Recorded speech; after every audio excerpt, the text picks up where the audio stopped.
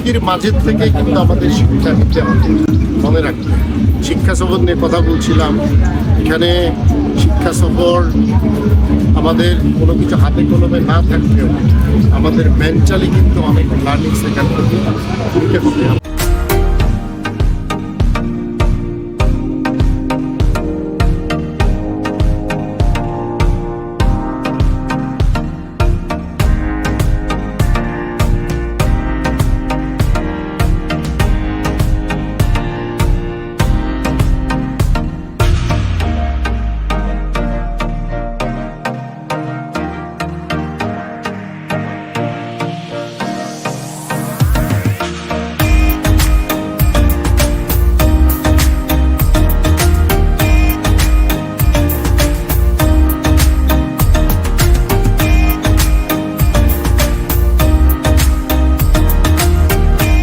সকলকে দৃষ্টি আকর্ষণ করছি।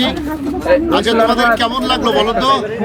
আচ্ছা, তাহলে আমরা আশাবাদী, আমরা ভবিষ্যতে আরো বড় লার্জ স্কেলে আমরা সকলকে নিয়ে আসবো।